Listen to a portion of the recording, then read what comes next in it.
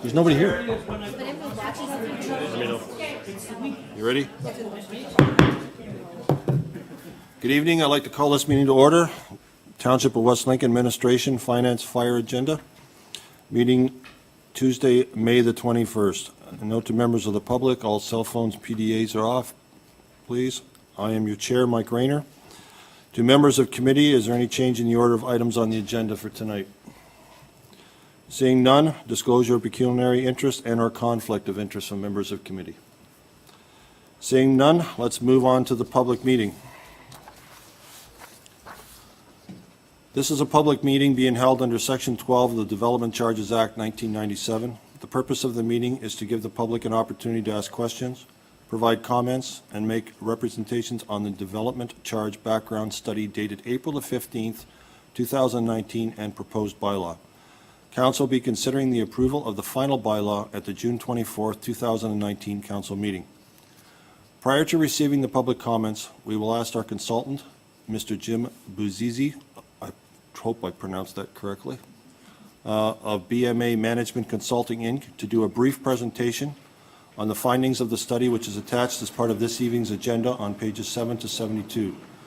For members of the public, if you have not already picked up a copy, there are copies of the study on the table next to the doors.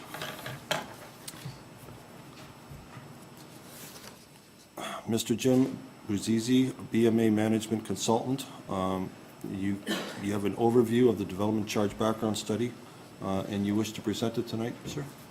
Thank you, Mr. Chairman. Okay, the floor is now yours. Thank you, Mr. Chairman, members of council. What I'd like to do is provide some background on development charges, present the draft development charge study and the findings, and then talk a little bit about next steps. So with regard to development charges, the intent of development charges is to recover the capital costs of new infrastructure associated with growth. And the capital costs are in addition to the normal costs that a developer would pay, the internal costs associated with a subdivision, internal roads, sewers, and water mains. So these are external to the subdivision. Municipalities, they're empowered to enact development charges through the Development Charges Act. And this study is in accordance with the Development Charges Act, which I'll explain further. Development charges, to note that they do not pay for operating costs or for asset replacement. So in terms of the process, the overview of the development charge calculation, first of all, we identified the growth associated with new development. Then we undertook a review of the servicing needs, what capital projects are required to service that new growth. And then staff identified the capital costs to provide the services to meet the needs. In accordance with the Development Charges Act, there's mandatory deductions that must be adhered to. First of all, you have to deduct the grant subsidies and other contributions, external contributions.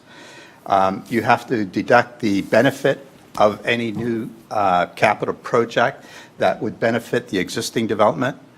For soft services, recreation, library, there's a 10% mandatory discount that has to be deducted. There's a service standard, and what the service standard is you go back 10 years and you calculate the, for example, if it's a recreation center, the amount of square footage per capita, and then you're allowed to increase that square footage by the amount of new growth that you anticipate. If the project exceeds that calculation, that has to be deducted from the development charge. And then you have development charge reserve funds from the previous development charge study, and any balances in those reserve funds associated with the services must be reduced as well. So that calculation results in the net costs, and the net costs are then allocated between residential and non-residential growth.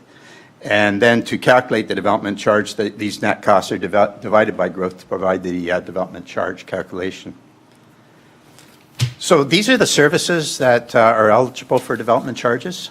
You can see there's administration. These are, for all intents and purposes, studies associated with new growth, required for new growth. Fire protection services, and that includes equipment, facilities, vehicles. Parks and recreation, including development of facilities, parkland development, and vehicles, library, including materials and facilities, roads and related services, public works, storm sewer, sanitary sewer, and water services.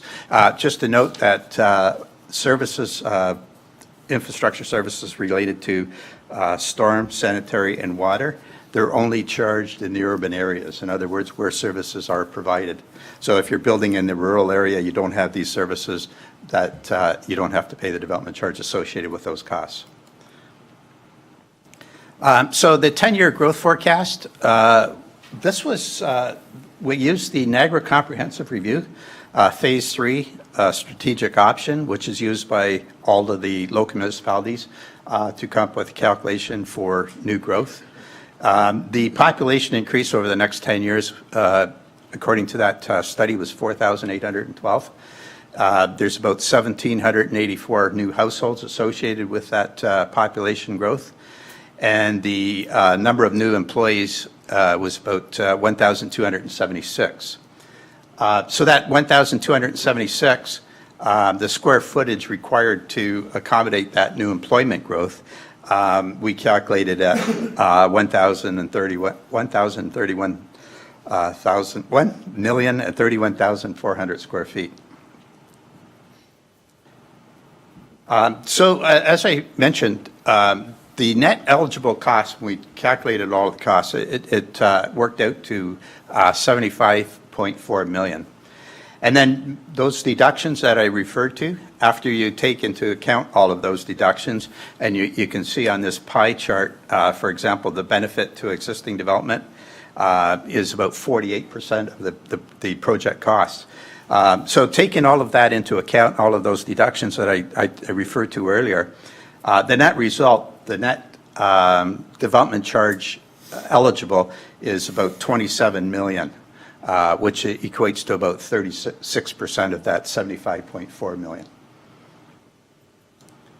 And these are the services, that $27.2 million, that net cost. These are the services associated with it. And you can see that the majority of those costs are related to roads and related infrastructure. There's quite a bit associated with the hard services too. Water is 14%, sanitary sewer is 6%. And then you can see the rest of the services and the percentage allocation. The proposed development charge bylaw policies, we're recommending a uniform municipal-wide development charge. In the past, you had an area charge associated with the industrial lands, and we're recommending that it's more appropriate to have a uniform charge across the whole municipality. Urban services, as I mentioned earlier, are only charged in the urban areas. That's water, wastewater, and storm. The township's development charge bylaw provides for a calculation and collection at the time of the building permit. And then there's indexing incorporated in the bylaw, and the indexing, we're recommended that it occurs on January 1st each year. In terms of policies, there's statutory exemptions. And so we've incorporated all of the necessary statutory exemptions in accordance with the Act. For example, land owned for the purpose of a municipality or education board, they're exempt. Expansion to existing industrial buildings up to 50% of the previous existing gross floor area, that's exempt. Redevelopment of residential units, the enlargement of existing development unit is exempt, and creating one or more additional dwelling units in a single-family detached dwelling is exempt as well. And then it's also an exemption to create one additional dwelling unit in any other type of residential building, apartments, for example. These are non-statutory exemptions. We have these built into the bylaw, and I just wanted to bring them to your attention because they are non-statutory, and you do have the ability to change those. A place of worship, agricultural uses, and that was in the previous bylaw. Cemetery facilities, which was in the previous bylaw. Granny flats, secondary suites. Canopies, including canopies in a gas station. Municipal housing project facilities, and affordable housing projects that receive regional funding. Those last 4 items are not currently in your existing bylaw, and we're recommending that they go into your new bylaw. And that's those exemptions, those non-statutory exemptions, they are similar to the exemptions in the region's bylaw as well, so it makes it consistent.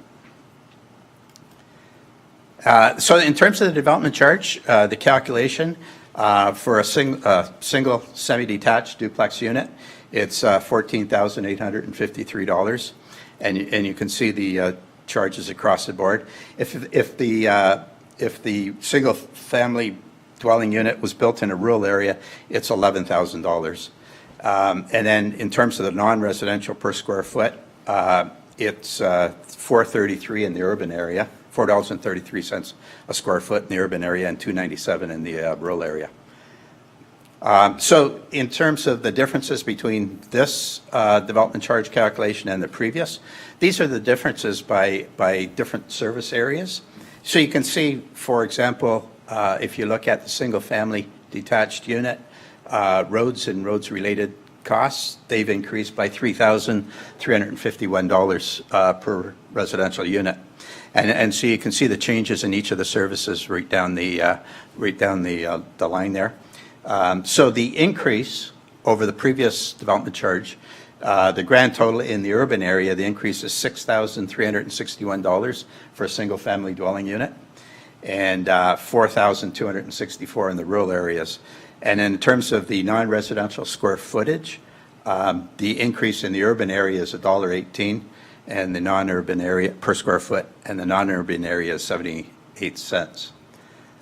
So the next thing we looked at is, okay, so how do these compare to the other regions, municipalities, lower tier municipalities? And you can see from this chart, we have the years on the side. Through the years that the bylaw was incorporated. So for example, Grimsby was 2014. So they're just in the process now of updating that bylaw. Nevertheless, you can see from this chart that the average of the municipalities that do charge development charges is $15,135 for a single-family house.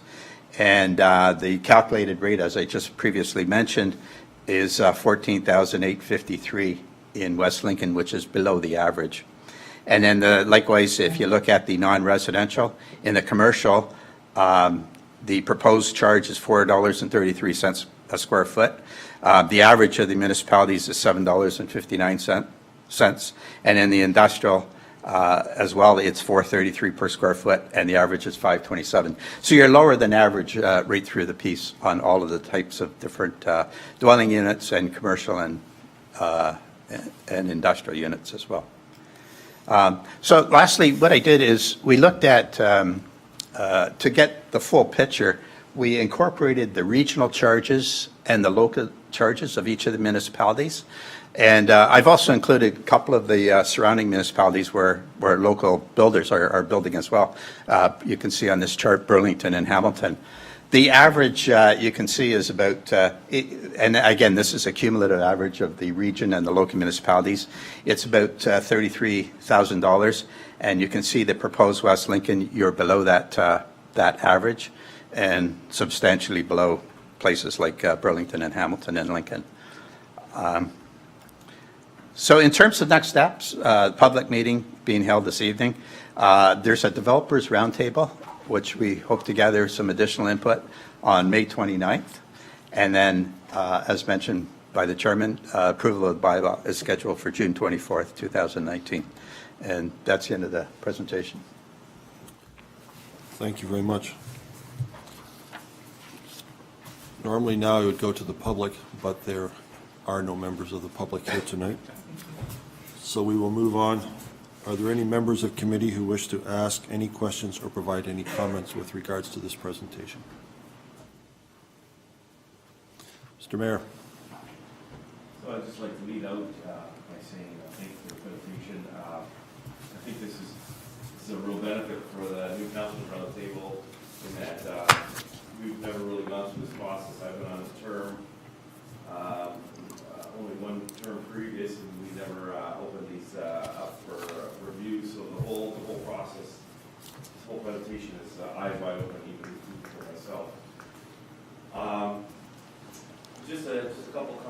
comments. This is your recommendation, like, this is work that you had done for our municipality. So the simple question is, why are we aiming, it seems like the $14,000 per single dwelling home should be where we ought to be leaping from and not to. So I understand that there's a sense in which you don't want to jump too much. We want to go from 8,000 to 14,000, roughly speaking, which is a massive jump. And yet, there's a very real possibility that we can at least hit average. And so, is that 100% legislated? This is like a hard number, and that's all we can charge because of what we offer in the community and where we're going? Or is there a possibility to actually tweak that higher, at least even up to average? Yeah, through you, Mr. Chairman. The Development Charge Act is very prescriptive, and this is a hard number, and it's based on the actual calculations, the actual projects, the actual costing of those projects, and then, like I said, how the projects get allocated and taken into account the mandatory exemptions. So just even then to protect the council, it protects us, and this is a good thing, it protects us from manipulating or feeling the pressure from the development community who will come back to us and come back to it. You can't go this high, this is absolutely ludicrous. We can say, look, it's a hard number, it's very prescribed, it's all legislated. If you want to do something about our DC charges, you have to take it up with a higher authority, one that mandates that. That's pretty much the general feel. Through you, Mr. Chairman, yes, and there is a provision that it could be appealed. The actual, like as I said, the actual calculation is very prescriptive. We're comfortable with the process. There is the ability, if council wishes, to have a phase-in, but we would recommend against that because they would be lost revenues, and where do the lost revenues fall? To the taxpayers, so that would increase the tax levy. Just one then final comment, through you, Chair. We had a 2-hour debate at the region about when the development charges were actually to be collected, and some of them we moved away from recently a situation where they were collected at the point of the application, and now they're being collected at the point of the pickup of a permit. And I'm glad that I don't know where we were, but if that's always been the case, but I think it's appropriate to have them at the pickup of the permits time. So I just wanted to recognize that that's, I'm glad we're kind of hitting that out as well. Through you, Mr. Chairman, on that point, yeah, it is through the building permit stage, but there is currently and I think there's a report in your package this evening, Bill 108, currently going through the province, and the recommendation in Bill 108 is at a different stage. It's at the zoning or site plan stage, the calculation. But that has not been passed as yet. Thank you. Any further questions? Councillor Cody, you had a question? I do, through you, Mr. Chair. Looking at the square footage prices of the commercial and residential, I'm assuming the industrial price is priced so low on a volume basis. We're assuming that someone building an industrial structure is going to be 20,000 square feet.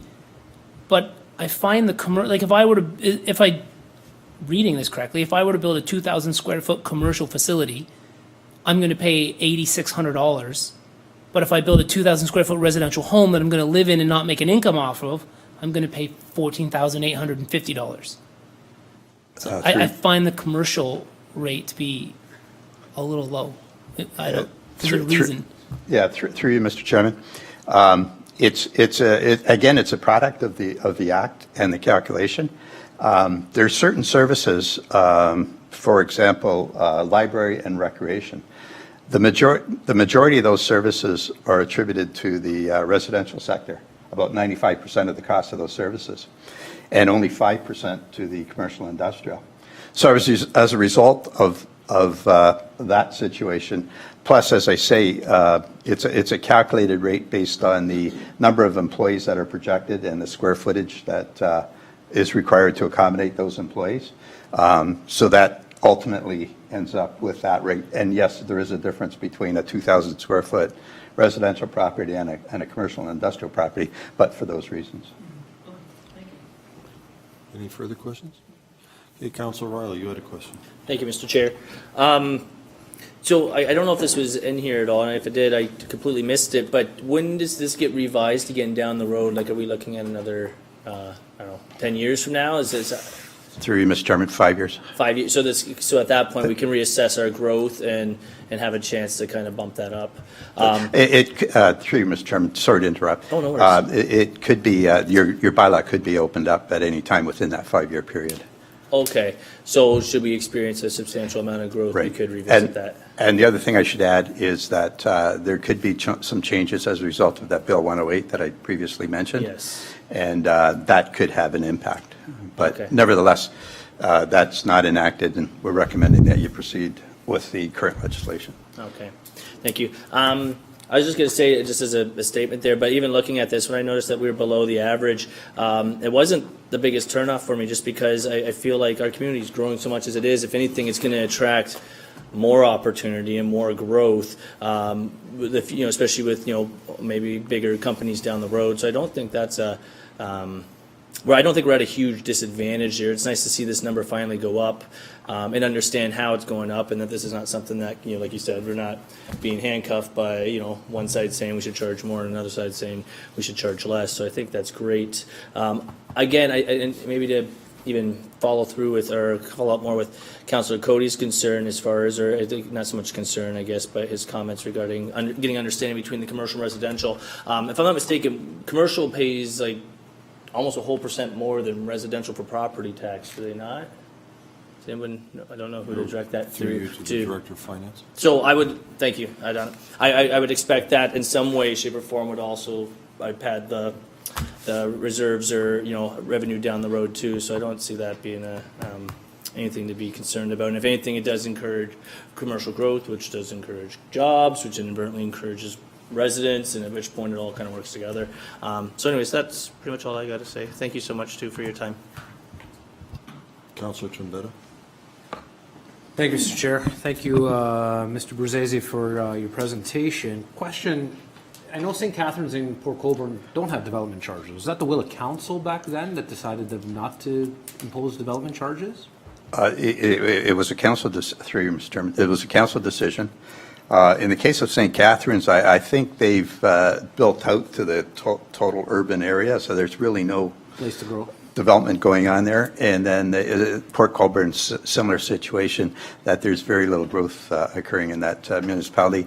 And I think council at the time wanted to encourage growth and thought that would be an incentive, but growth hasn't increased, so it's obviously not an incentive.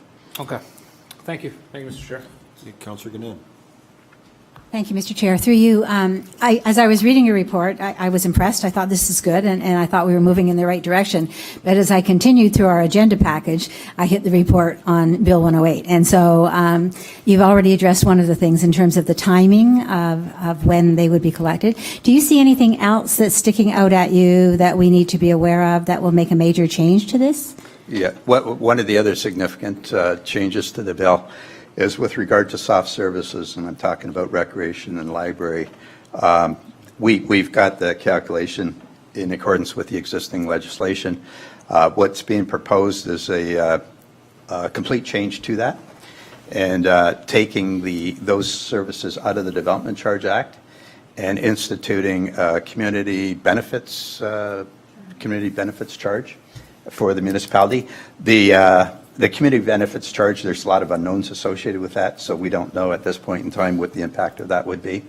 The other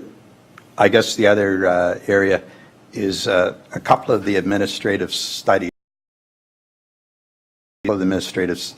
Are associated with recreation master plans, and they probably would fall into that community benefit calculation. Thank you. Okay, any further questions? I have one, if you don't mind. I believe the,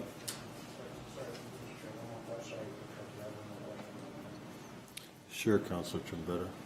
Just for curiosity, through you, Mr. Chair, does it have to be, you know how you said, like, you know, St. Catharines has waived all their development charges.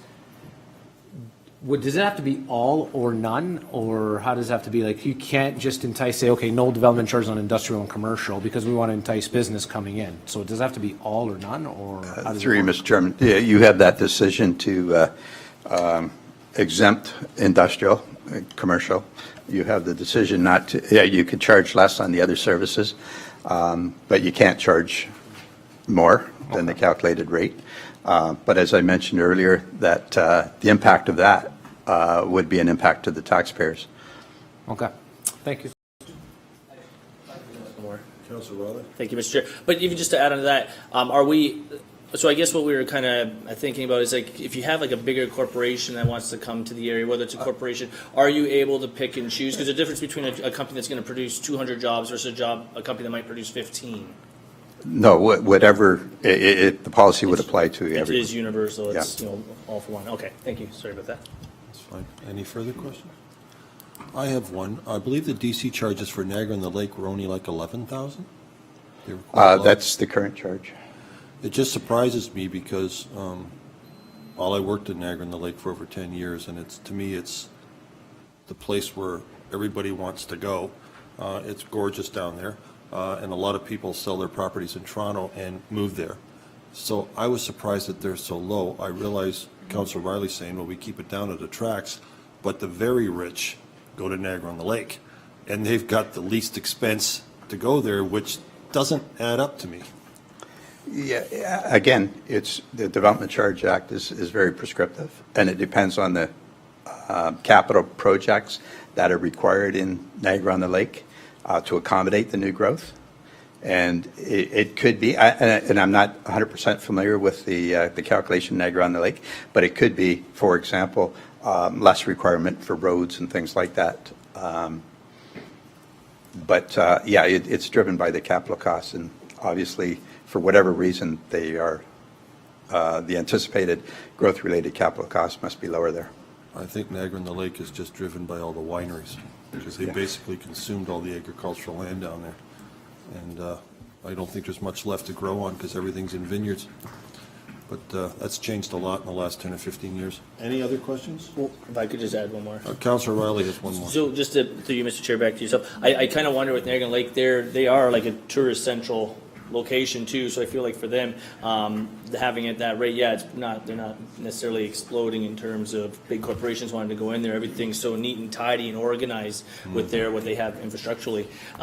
But that being the case, they are so heavily agricultural in the sense of wineries. They, you know, to some extent, there's actually pretty tough to, I'm sure, find land and build in it. Yeah. To begin with, Yeah. that you're not going to have to pay an astronomical amount of money to take some wineries' land away. So I think they kind of found their market, and they really capitalized on just that. And I think a lot of investors look at that and say, okay, that's not necessarily wine. And I think my interpretation of Niagara on the Lake is, you know, you're right, people come trying to move there, but they tend to retire there. That tends Yes, to be yes, it's retirement. and so that being the case, it's a beautiful township, but I don't know if that also is going to necessarily drive the business that, you know, some people are looking for versus, I don't know, people with a little bit more disposable income than people who maybe are retiring. So. Could be. Any other questions? Thank you very much, sir, for your presentation. Having heard all the comments, and all of them came from the members of committee because there was nobody from the public tonight, this public meeting is now closed at the hour of 6:59 p.m.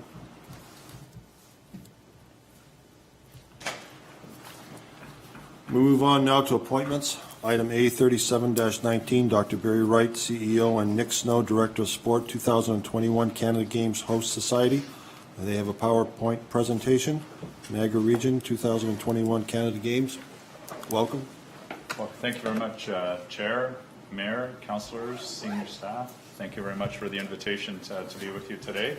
As was mentioned, my name is Barry. I'm the CEO, and my colleague Nick here is our Director of Sport. And we're excited to be here in West Lincoln to talk about the plans for coming up in 2021. And we've got a little slide presentation for you. Key is a few minutes here for the slide presentation, but more interested in responding to any questions that you might have. So we'll gladly take some questions about the Canada Games. So they happened starting in 1967. Again, through our centennial year. They're held every 2 years, one for the Winter Games and one for the Summer Games. Most recent games, winter, were just held out in Red Deer. It was wonderful for many of us to be able to go out and see the great work and the great job that Red Deer put on in hosting the games. And Summer Games are in Winnipeg, and I know Nick had an opportunity to be there as well for those games. So this is the third time the games will come to Ontario. Just the nature of the timing across the country, we will probably not get these games again for 20 plus years into Ontario, and the odds of Niagara ever having an opportunity to host again are pretty slim. They do tend to move around. So as you'll find later on when we have our little tagline, one of the things is this is our one chance to be able to host the game. So we're pretty excited about that. I think one important aspect for those who are going to be enjoying the spectating part of the games as well is that over 60% of our Olympic medalists have come through the Canada Games, and so that's we will have high level competition taking place here in Niagara. So the games will be held in the summer of 2021. Opening ceremonies will be on Friday, August 6th. That will take place at the Meridian Center, and we'll have a parade of athletes and a great show that will take place. And then we'll finish up on Saturday, the 21st, and closing ceremonies will be in Victoria Park in Niagara Falls. And so unlikely that anybody else will have as nice of a backdrop for their closing ceremonies as we will have in Niagara, which really affords us a great opportunity to put on a showcase for all of Canada and around the world to be able to see the good things that will be happening here in Niagara. We'll have 18 different sports, and Nick will talk a little bit more about those, and 5,000 game participants who will come here are 2,500 each week. They will come, and the Saturday of the turnaround is a big time. It's a big adventurous day, big logistics opportunity for us, so that'll be an exciting point. And we'll also be, and I think it's really important to point out, these games are volunteer-led and run. And so we'll be looking for our collective communities to step forward to help us with these games, and we'll be 4,000 volunteers. So I'll invite Nick to talk a little bit about the sports. Thanks, Barry, and thank you everyone for having us. As Barry mentioned, we have 18 sports competing in the Canada Games. With the newest edition, this is the most ever in the Canada Games. We've just added box lacrosse as a new sport to the game, so we're really excited about hosting that and some of the opportunities to showcase the lacrosse community in Niagara and showcase Niagara to the lacrosse community. We have 3 sports with para-athletics, or a para component, so athletes with physical disabilities, so swimming, athletics, and sailing each have both able-bodied component and a para sport component. And in addition to that, there are 2 sports with Special Olympic athletes, so athletes with an intellectual disability in swimming and athletics. And so what these games do is really put an emphasis on inclusion and having an opportunity for all athletes to compete in the Canada Games, no matter your ability level. It's about, can you play your sport? So one of the most inclusive games, I'd say, in the world, that we don't see models like this where you have able-bodied Special Olympics and para-athletes all in the same event.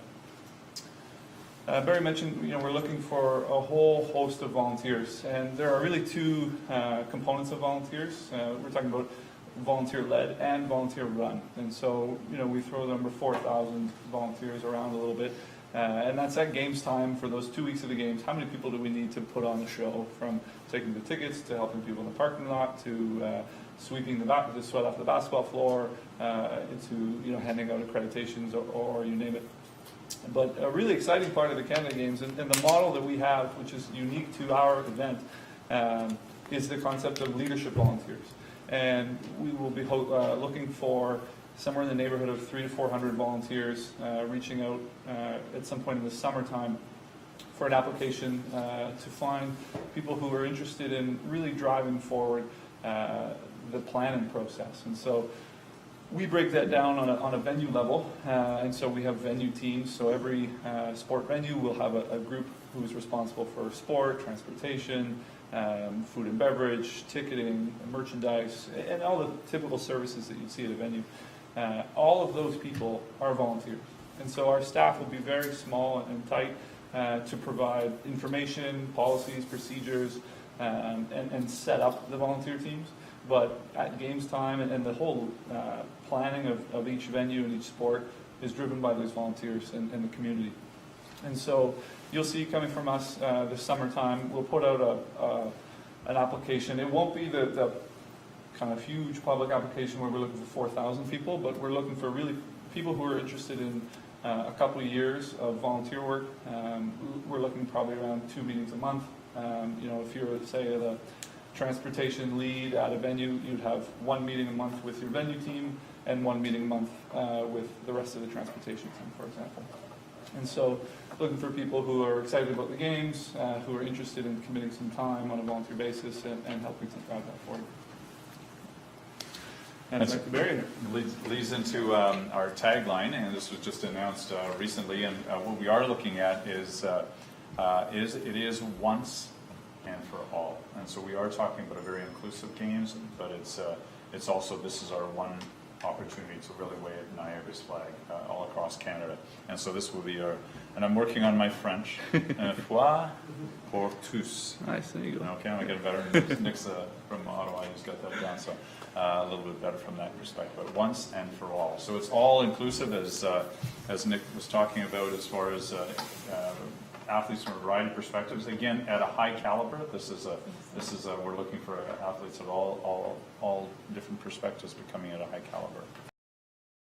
And the other aspect, and we're very good at this in Niagara, the celebration part, and is the tourist attraction, but we are going to as well. The Canada Games are about that as well, and so they are about marrying both the athletic competition and the cultural competition together. And so what we are doing, though, is something quite unique for the Games, and we're looking at a 13 for 13. So we have 13 provinces and territory teams, and we have 12 municipalities plus the region, so there's 13 for 13, and we're looking to have a festival celebration in each community. So we will be pairing and partnering up each region. My understanding is that you're partnered up with Saskatchewan, and again with the agricultural background, there's a nice combination. We'll be looking at that, and also looking at the first weekend. I think is an event. This is where we'll work closely with your individuals to celebrate. It's your event.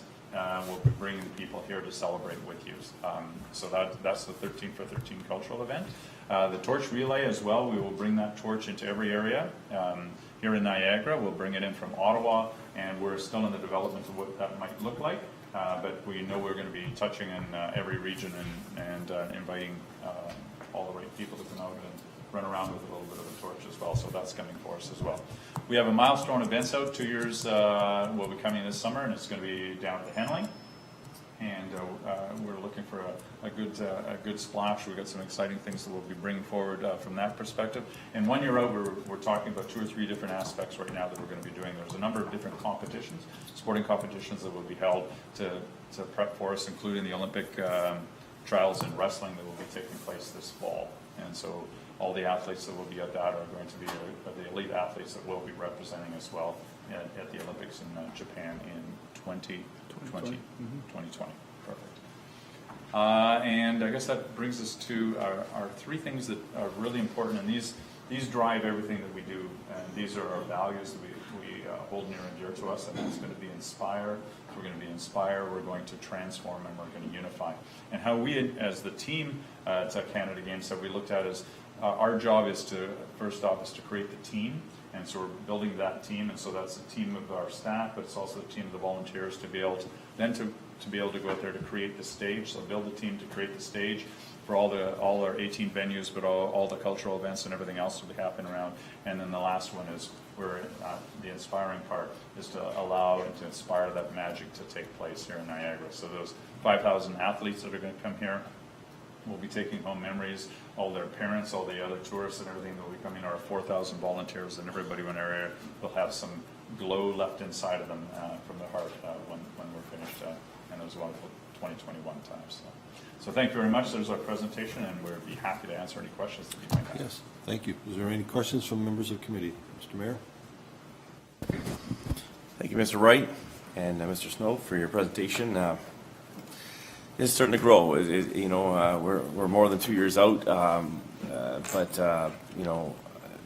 the event looks like it's going to be quite promising. I just wanted to ask you the question, but for the sake of the council as a whole, if you want to just talk briefly. I don't know if you have, I didn't see it in your slide deck, the two legacy venues, and talk a little bit about the facility at Brock and the facility at the Henley Regatta, and just maybe, I don't know if you have a picture of them. They're kind of exciting to look at.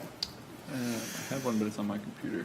We might be able to, through you, Chair, we'll see if we can pull those up for you. Okay. But I'll talk a little bit. Yeah, we have Canada Games Park that's going to be located right across from Niagara Region and on Brock's property.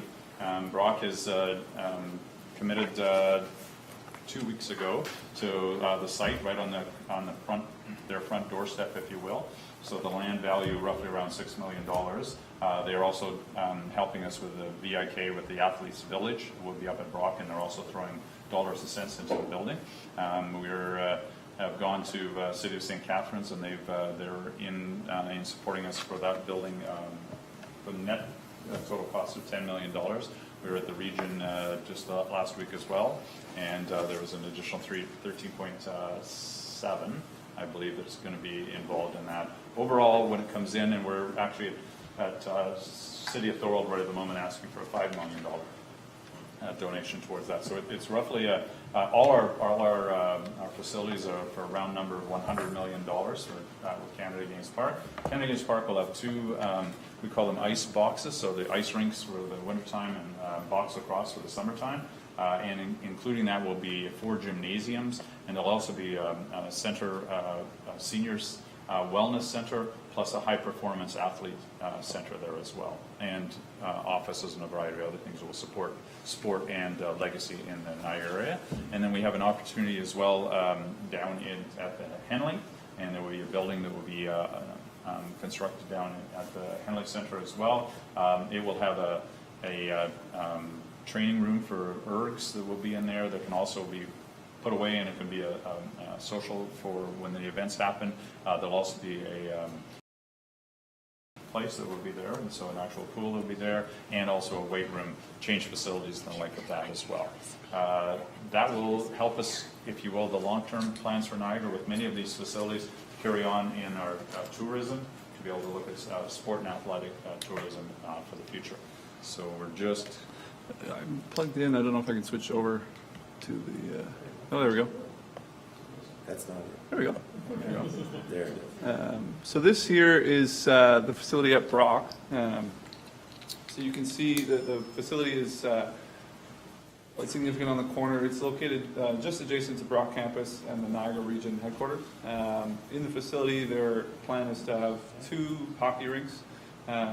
One kind of a 1,500 seats, and then a small community rink with about 150 seating capacity, and then an accessible 4-gym, quad gymnasium with upstairs space for the Canadian Sport Institute Ontario to have a satellite office, and then on the main level, the Brock Center for Health and Wellbeing, so a fitness space for people with different physical disabilities, spinal cord injuries, cerebral palsy, that kind of thing.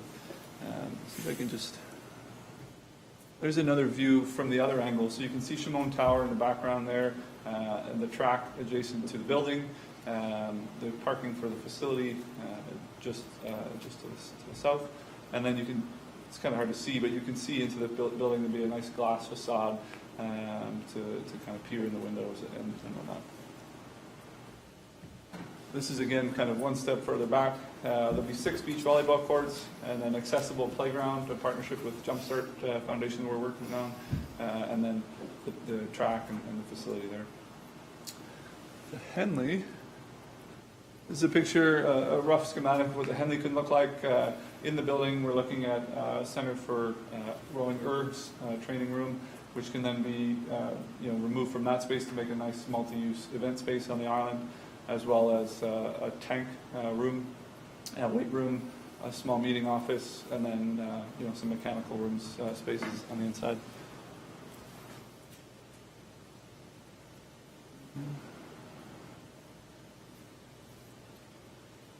That's... And a couple of things that we're going to be looking at, again, from the development standpoint is facility, well, maybe speak about the zero. Yeah, so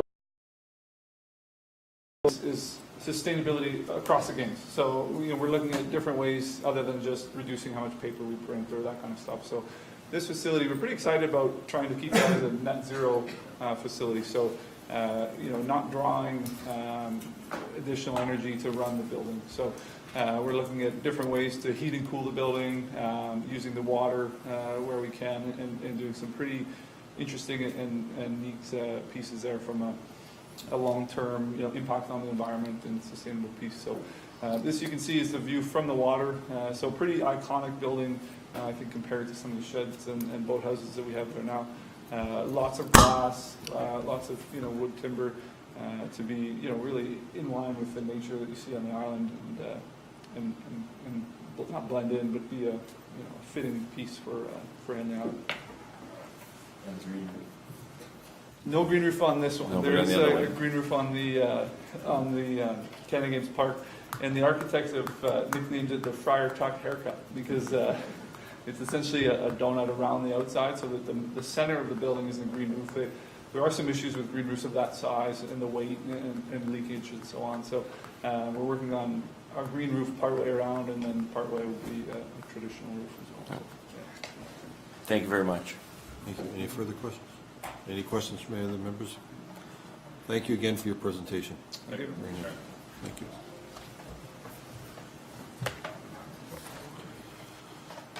Okay, next would be the address the items on the agenda from the public, but since there are no members of the public present tonight, we can move on to number 6, which is consent agenda items. Note, all items listed below are considered to be routine and non-controversial and can be approved by one resolution.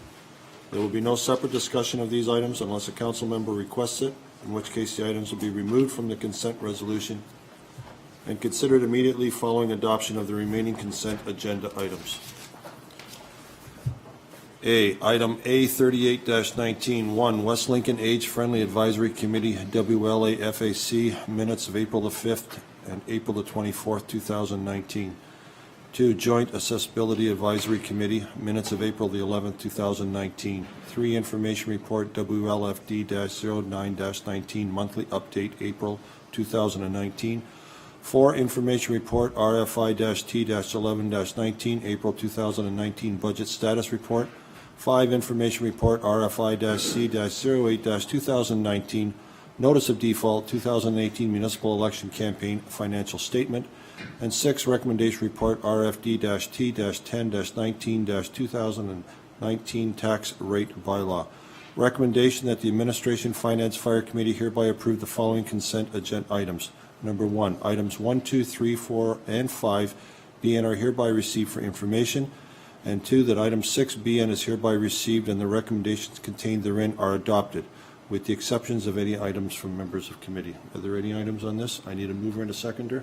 Councilor Trombetta and second by Councilor Riley. Any further questions with regards to these? Councilor Trombetta. Oh, I already went through that. It's only the second time tonight. Finger was a little... All right, so I have a mover and a seconder on all the items except number 5. Are there any further questions from members of the committee with regarding any of them excluding number 5? Seeing none, all those in favor? That's carried. Now I need a mover and a seconder for number 5. Councilor Riley and Councilor Cody. Councilor Trombetta. Thank you, can Mr. speak Chair. on the item. Can I just get some little bit more information on this municipal election campaign financial statement? If it can refer that to the clerk, if that's okay? That would be through to our... Or the CAO, either or, sorry. All right, Joanne? Yep, you're on.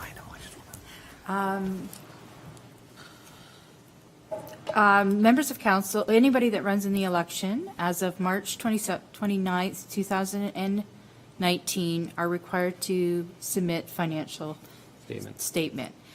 There is a grace period in the new, the changes to the Municipal Elections Act. There was changes made which provided a grace period of 30 more days if the candidate hadn't filed, and they would pay a $500 late fee.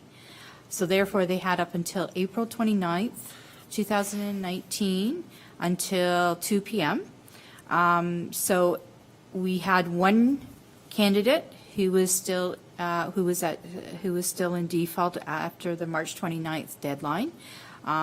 Notice was given to them, letters, emails, registered letters was sent out. So again, they did not meet that requirement. They did give financial statements, but it was after the date.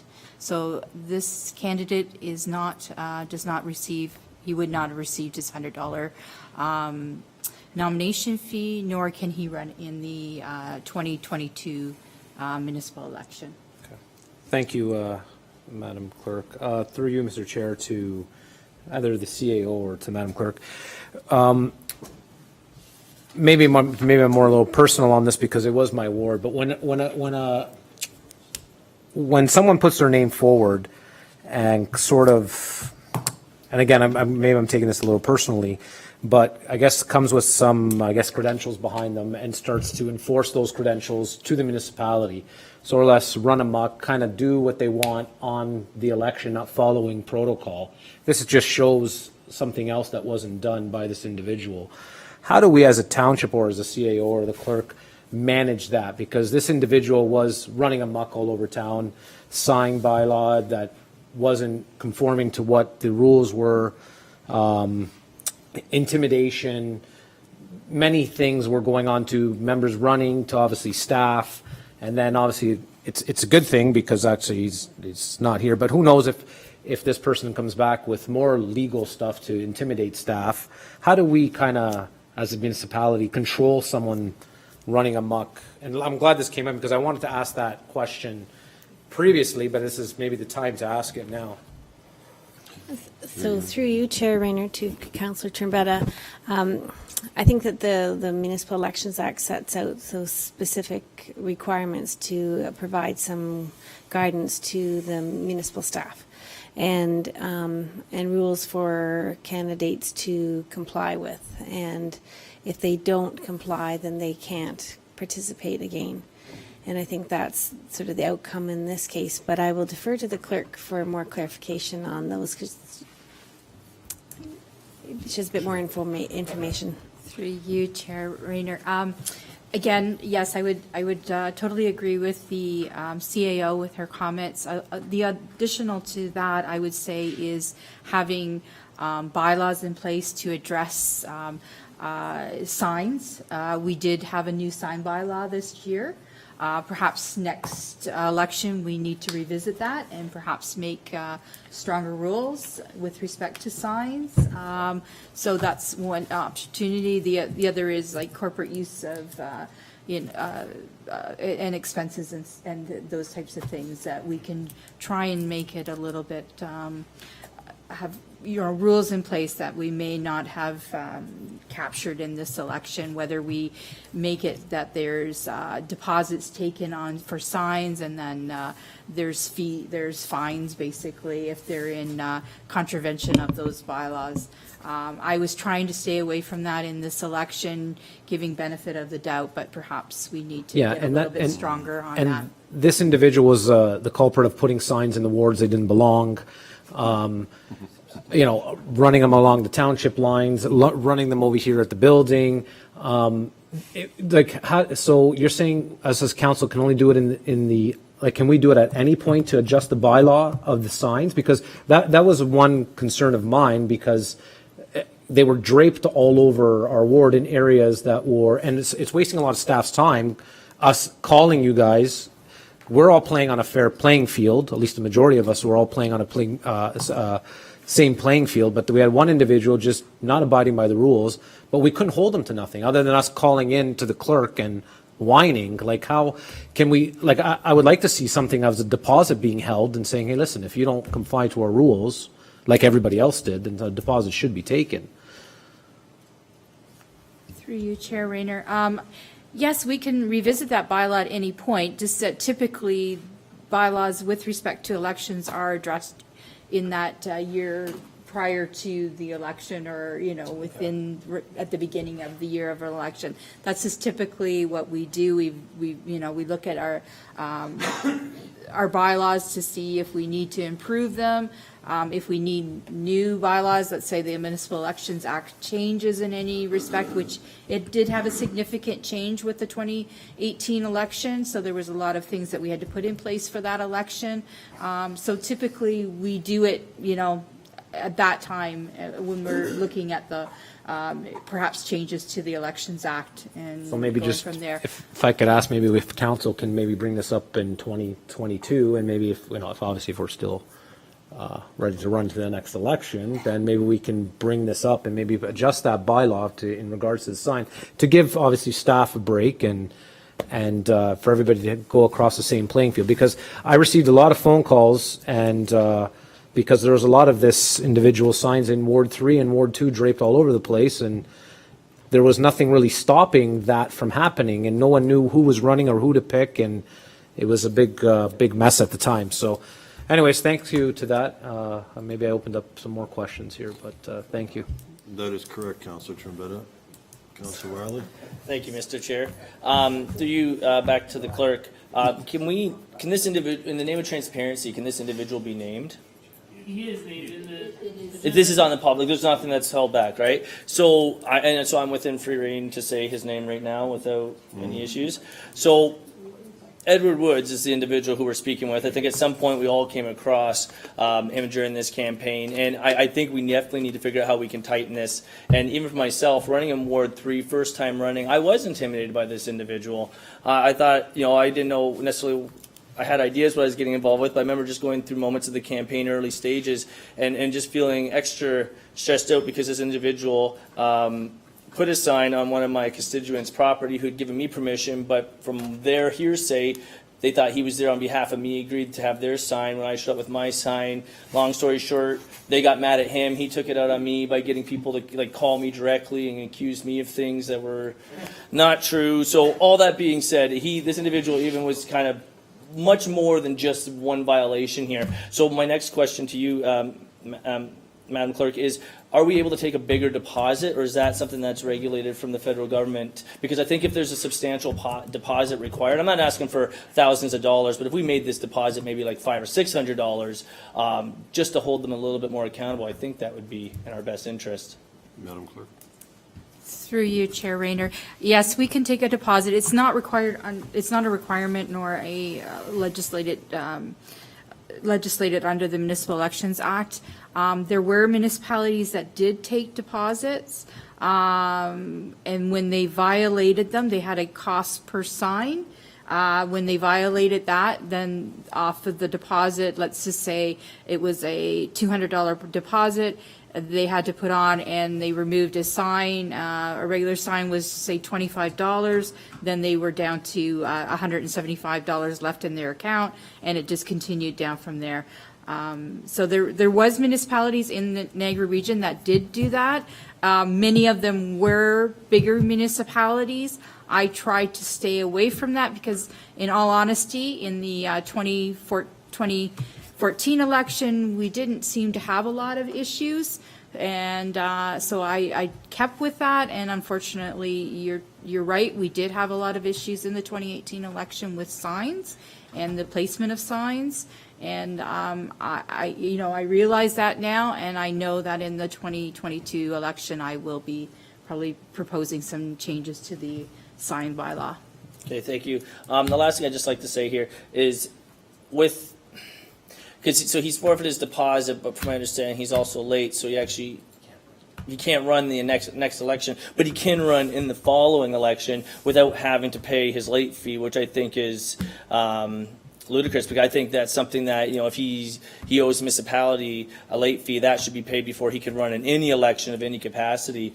So I guess my question to you is there any way that we can put a bylaw in place to enforce that moving forward, or again, is that kind of beyond our scope? Through you, Chair Rayner. Again, that is is legislated under the Municipal Elections Act. There's no way that we can charge that late fee to him. Okay. So those are the only requirements. He forfeits his nomination fee of $100, and he also forfeits the opportunity to run in the next election. And those are the only two issues that he will face if when he wants to run again. Has obviously the town's reached out to him, I'm assuming in some capacity about the late fee. Has he been responsive by any capacity? Is he leading you to believe he's going to pay it at some point, just hasn't had the time?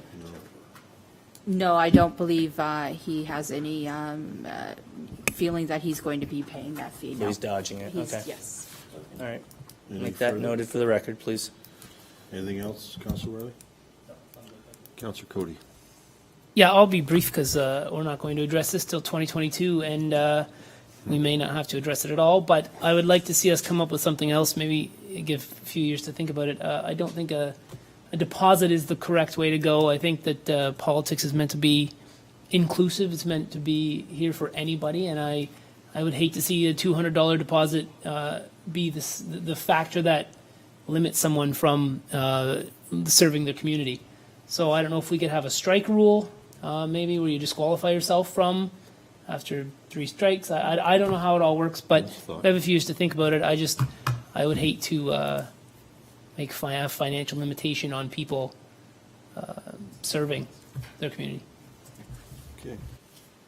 Any further questions? I was just going to propose stocks. Stocks, yeah. All right, we had a mover and a seconder with regards to item number 5 that was brought forward by Councillor Trombetta. All those in favor? That is now carried. Thank you.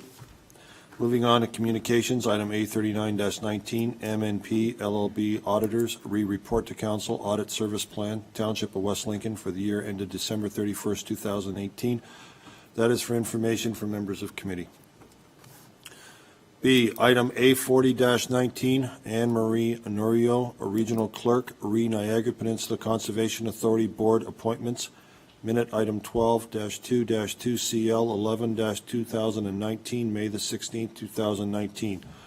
Recommendation 1, that the correspondence from Anne Marie Honorio's Regional Clerk dated May the 17th, 2019 regarding Niagara Peninsula Conservation Authority Board appointments, minute item 12-2-2CL 11-2019, May the 16th, 2019 be received. And 2, that the Township Clerk be and is hereby authorized to advise the Regional Clerk that the Township of West Lincoln recommends the appointment of Mayor Dave Bilsma as the representative on the board for the Niagara Peninsula Conservation Authority for the remainder of the term of this council being until November the 15th, 2022. And 3, that bylaw 2018-114 be amended to add a new schedule to recommend to Niagara Region the appointment of Mayor Dave Bilsma to serve on the Niagara Peninsula Conservation Authority for the period from December 1st, 2018 to November the 15th, 2022. I need a mover and a seconder. Councillor Trombetta and Councillor Yonker. This is open for members of committee. Any comments from members of committee regarding this? None? Oh, Councillor Ganand, sorry. I do. You have to look to this side as well.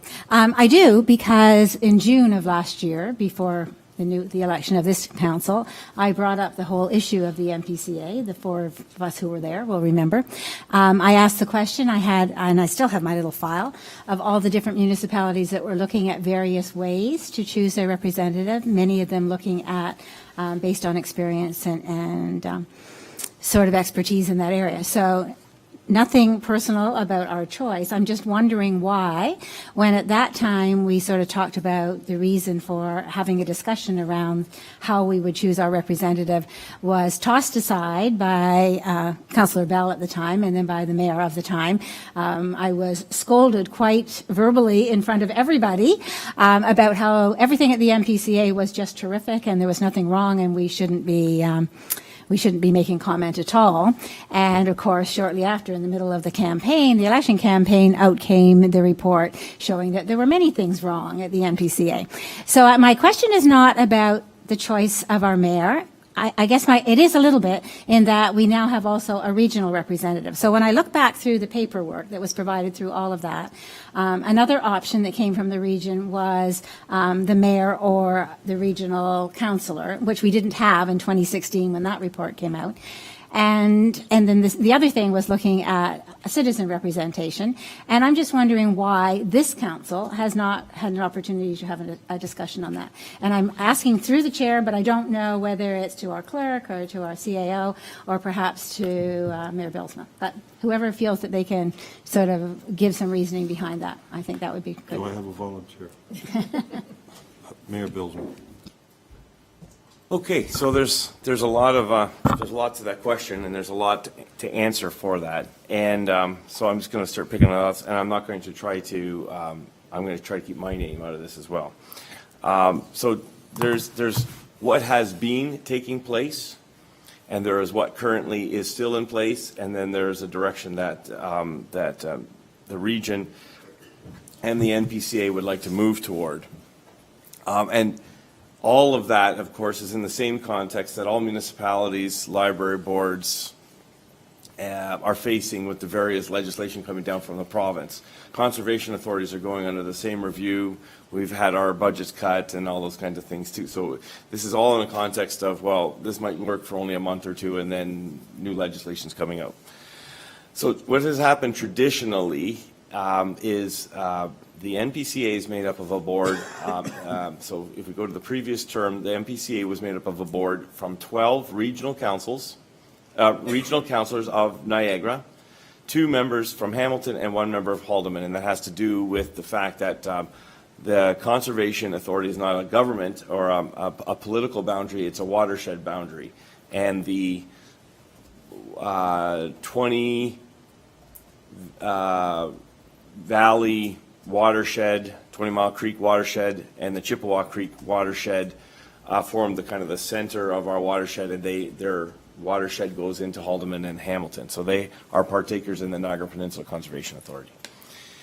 In the last term of council, there were some reevaluations of that, and as a result of those reevaluations, Hamilton received 4 members on this board, and Haldimand received 2 members, and just recently, if you're somewhat apprised, a judge has ruled that Niagara should get 27 members.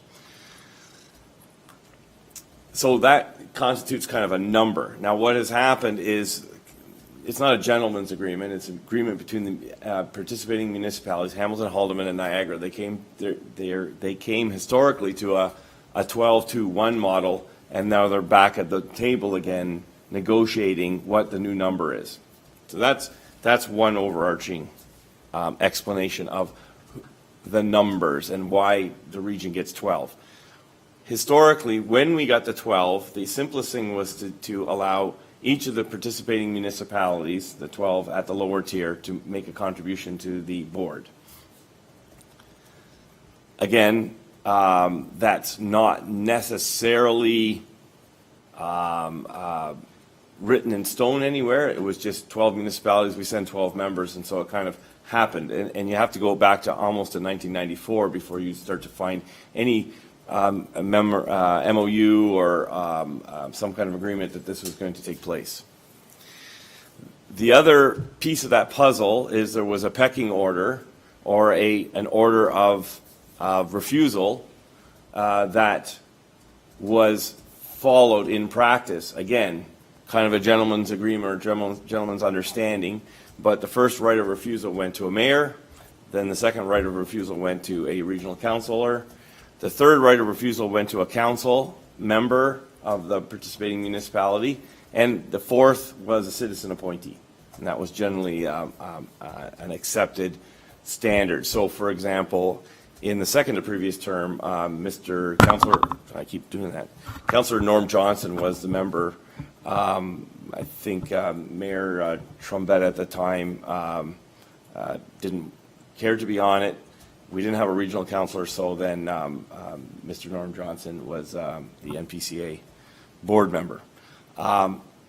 So that's generally what's happened in the practice. Today, there's a movement to increase the number, to kind of mandate the number of citizen appointees.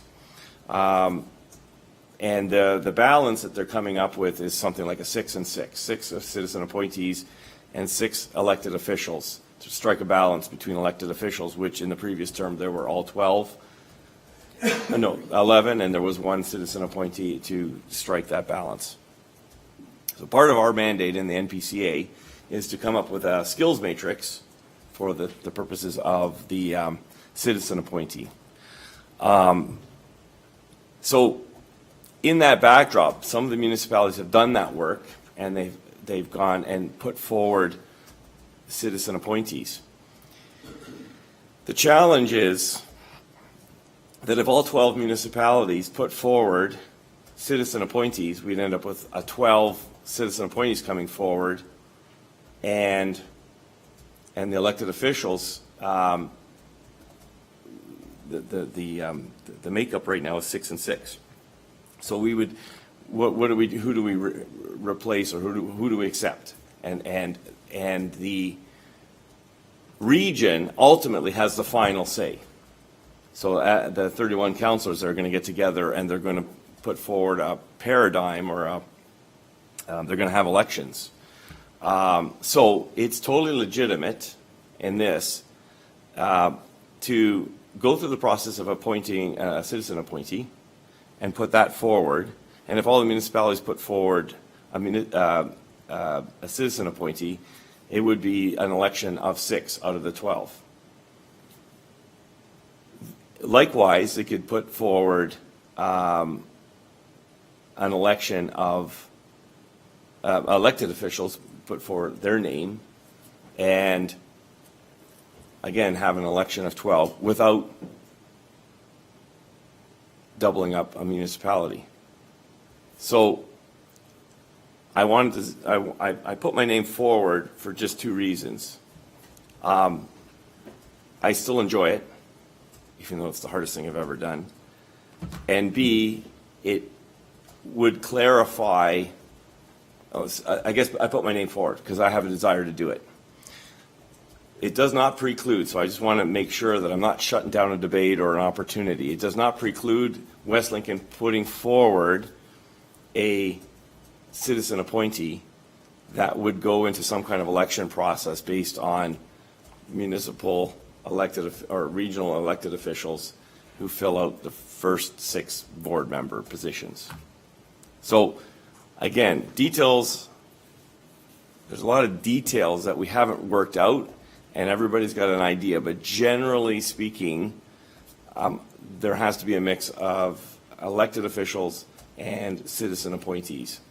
So I approached the clerk and said I would like to continue on the NPCA board. So that's why this is there. But, and I'm glad you raised the question, the possibility exists for the West Lincoln Council to go through the process of citizen appointee and put both of us forward. And then the region will decide between the elected official and the citizen appointee. Hopefully that answers some of your questions. Well, that's a very long answer, and part of it, of course, we already knew. But just recently, some of the councillors, and I didn't keep track of people who've been on this temporary board, some have abdicated in favor of citizens.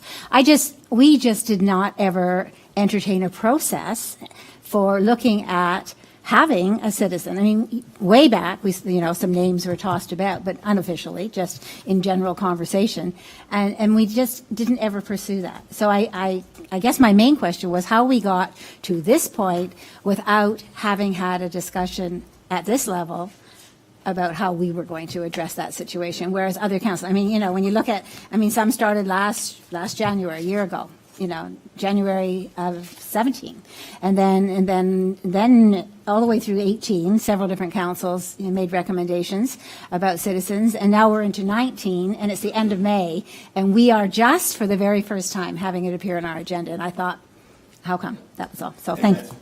Just to answer that, that's because the NPCA, working in concert with the region, have finally arrived at that point. So it's been presented as soon as it could be presented. As you can see, the reference in the minutes of the region's minutes are at that point. Everything else prior to that has been either hearsay or discussed or led out by a particular municipality. So the 27 no longer exists? Is that what you're saying? It's down to 12? Because there's a difference. Because if we were entitled to more representation, then we should be ready to have a citizen in addition. So, I'm not saying instead of, I'm just saying also citizen representation. so it was very interesting, if I could, this for the mic. It's very interesting that the judge put forward the 27. And I'll give you just a little aside, one sentence aside. If the entire region was amalgamated, that number would instantly be 5. Okay? So we recognize that there's quite a variety, the way you read the act. There's 2 sections, one that deals with 2-tier municipalities and one that deals with single-tier municipalities. If we become a single-tier municipality, it's 5. The challenge is what Chair Bradley, Mayor Eisenberger, and Mayor Hewitt come together as an agreement for the makeup of the board. And since that number is somewhat up in the air, all of this discussion is already still a little bit premature in that sense, because we don't even have a hard number. The second thing, and CAO Gail Wood of the NPCA has explained that other legislation in an attempt to streamline conservation authorities, she was familiar with a conservation authority. She did work in a conservation authority. She's a very experienced CAO. 50 board members. And that was just unworkable. It was just too cumbersome, too large. They couldn't even get quorum. Believe it or not, with 50 people, everybody thought that they could just not show up. And they had difficult time just getting 25 people to show up because it was so loose. All that to say that there's some legislation that says they can't exceed 20. So why Judge Ramsey said 27 is his decision to make, and he came down on it. As an MPC current board member, I have no comment on that. All that to say that Chair Bradley, Mayor Eisenberger, and Mayor Hewitt have to come up with a number. Once we have that number, depending on how long that lasts, depending on other legislation, we will come up with a better plan how to respond. So in other words, there's a lot of irons, a lot of balls being juggled on this whole file. I guess I'm volunteering and put my name forward for this council to provide some stability and continuity to the whole process. Again, at the complete discretion and will of this council. So glad we can have the discussion. Okay. Councilor Riley has, you want to? All right, you want to? Thank you. I wanted to just to add one more piece of information. So around the time that there was some, I guess just during the period between the election and the inaugural proceedings, we await the request from the clerk at the region to say who do they need names for. And because there was flux during that time, we never had that request. So at the inaugural meeting of, I guess, or was the,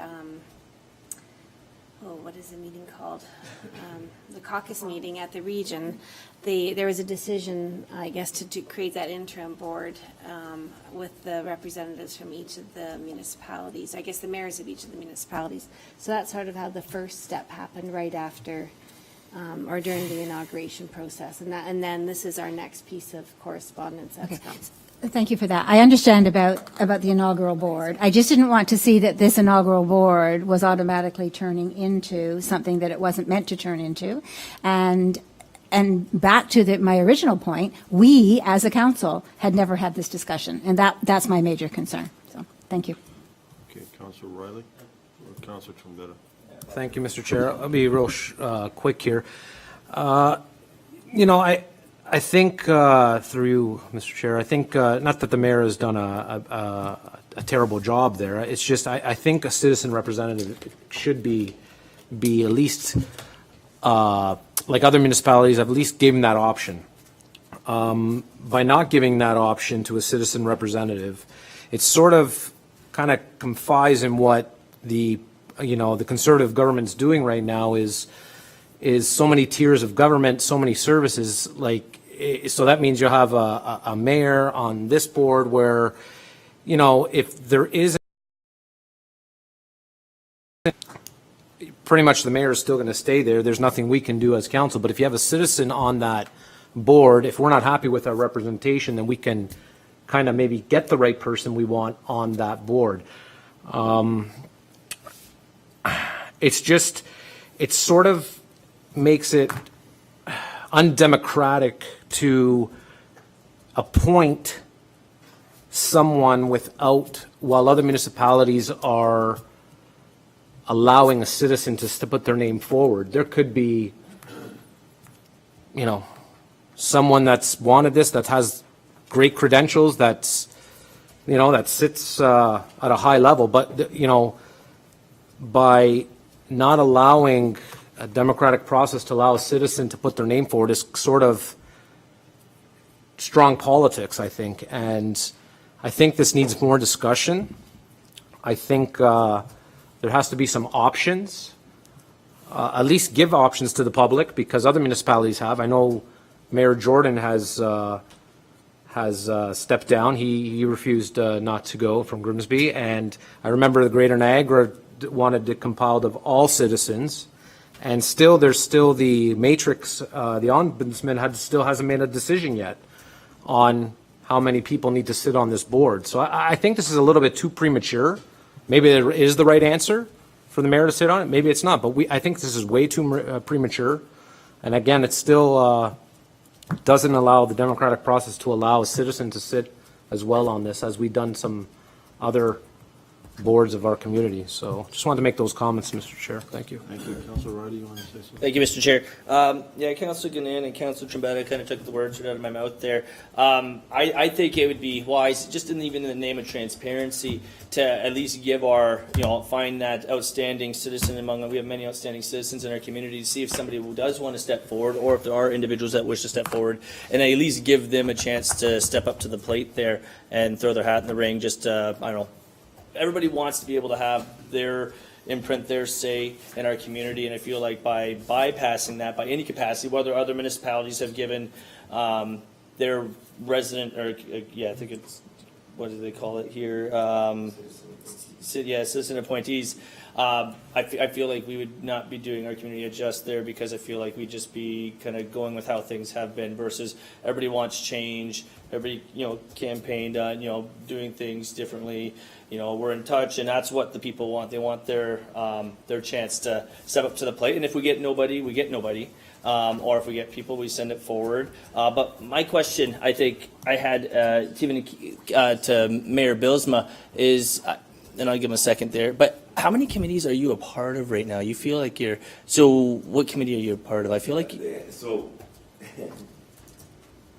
at the region, there are a dozen or 15 subcommittees. And the Conservation Authority has been my passion long before I was mayor. So it was the only one I signed up for. And I just want to say this as well, just to conclude. Ultimately, it's the region who gets to pick. We can make it. We're only making a suggestion at the regional level, and the reason the region is reticent to not have a complete entire board is because the NPCA is a very unique situation in that it's a levying body. In simple terms, it can form a budget and pass that on to the region and the Hamilton and Haldimand without really any, without answering any questions. So the only way that the region has leverage in the NPCA is through the members that it sends. So, for example, there was a budget that was put forward from the previous term of council to the budget committee process in the early of this year, and the region said we don't like it. Now they can't really say that, so they deferred it for more questions. But in the meantime, they challenged the 12 municipal members that they sent there to rework the budget, which they did because they answer also to the region, and they came back with a leaner budget. So the region recognizes that it's very important that they have a say. Now, if you had 12 citizen appointees, who are they accountable to? The councils that elected them ultimately, but they haven't been elected by the general public. They could be, in that sense, they could be very credible people on paper, but we don't know how they respond. We had somebody that we were just talking about who, seemed good on paper but didn't follow the rules. I can assure you that this council, if we send somebody from this council, or Albert Witteveen, Councillor Witteveen, or myself, we're as equally as answerable to this council. But in addition to that, we're also elected officials, so we're answerable to the public as a whole. So we wanted to highlight a couple of the strengths of not going to a complete citizen appointee board and landing on that 6 and 6 model. No, I appreciate More that. information. But my question still to you, keep your mic on, please, is how, between the region, between your duties as mayor, what are you involved? Because it feels like you're involved with a lot of things. And so I was just curious, like, what other committees are you involved in, like, locally here? Like, you're part of, like, the Heritage Committee, I believe? And that's it? One So here, it's just the one here and the MPCA, and then your duties, okay. No, I just curious as far as, like, how do you find the time? You know what I mean? Yeah. Just make it work. No, that's great. And I do want to say, like, I hope this is coming out as an attack. Like, I do appreciate your enthusiasm and your passion for it. You've made that very clear. It's something you wanted to do, I guess, before you even ran. But like, at the same time, I do think it's important to understand that you weren't elected to be part of the MPCA, and I don't mean that to be an attack by any capacity. I just want to make sure that West Lincoln needs their mayor, and so I want to make sure that you're still fully available and accessible to everybody who voted for you and elected you and wants you to be different than what we've had before, and that was very clear in this election. They didn't want what they had before, and I worry that this could be perceived that way. And so, my feeling anyways, for what it's worth, is that I think it'd be worth pursuing that citizen route at the very least, and just see, what outstanding citizens do want to step up to the plate. What they have, who knows, they might come with a vast variety of unique skill sets, or like Councillor Trebetta said, this might be the best option, but I don't like making a decision based on one option. I like to have a few. So I don't mean this to be anything personal. I can tell it's great when you're passionate about it. I want to see that fire. But at the same time, I feel like we owe it to all of our community to make sure that we've given them the chance to step up to the plate and hear if they're interested at all. And for all we know, maybe we get no one. You know what I mean? We have a public meeting and no one shows up. Who knows? Maybe we have the same kind of outcome. So anyways, that's it. But I do want to, one more time, like, I appreciate your passion and enthusiasm for it, because that's the kind of people we do want. But at the same time, I think we owe it to our community to see if anybody else does want to step up. Thank you. I know that, Councillor Trombetta. Thank you. Councillor Cody. I too am in support of a representative from the community. So I do not intend to endorse this, and I just wanted to speak to it so it wasn't a mystery. I think everybody has a right to disagree on any issue, and unfortunately, the mayor and I disagree on an issue that I cannot, in good conscience, endorse him to sit on an a board that deals with environmental conservation, knowing his openly stated opinions on something as large as climate change. I would not endorse any candidate, not just the mayor, who holds those views, to sit on an environmental conservation board. So for that reason, I will not be endorsing the mayor as our representative. Thank you. Councillor Trombetta. Thank you, Mr. Chair. Two things. One, I think, remember, if I could recall through you, Mr. Chair, to the CEO, I think Councillor Cody put his name forward on the caucus for two people to sit on the MPCA. I remember, Initially, I was interested, but then the mayor expressed his interest, and at that time, it was the mayor was the one who sat on the board, so I just gracefully took my name off so the mayor could have that I thought he position. was interested in sitting as well. Not that he wants to. I can't remember what happened in that situation. I remember they were writing some names and who to give. That's one issue. Two, again, I just want to say I think this is a little too premature. I think they should wait for the ombudsman report to come back first before deciding anything, because that could change a lot of things. I don't see the need for this to come forward today.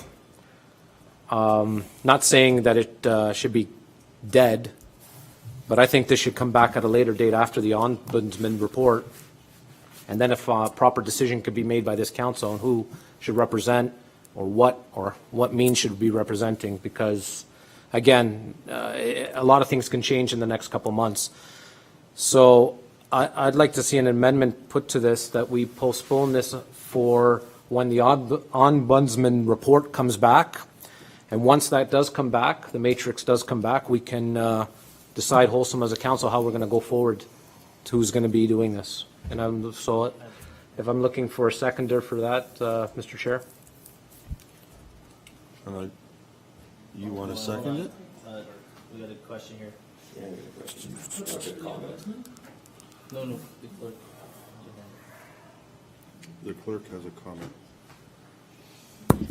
Through you, Chair Rayner, I just wanted to make it noted in the correspondence from Emery Nario from the regional clerk that this decision has to be made before July 31st, 2019.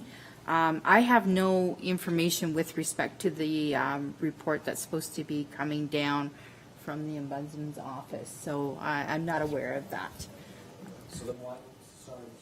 So then why is this necessary right now if it's coming the 31st, because the decision's got to be made? Why is there still waiting on a report how many seats can be sit and they want a decision on it? I can answer. So I don't know where you got the word ombudsman, and I mean no disrespect. There's no ombudsman involved in this. There's no final ruling. What we have is Judge Ramsey was, he's a civil judge, and he was asked to make a comment on the Conservation Act. Pardon me, I'm just losing some steam here. With respect to the number on the Conservation Authority. So he made a ruling. He's not an ombudsman, he's just a judge.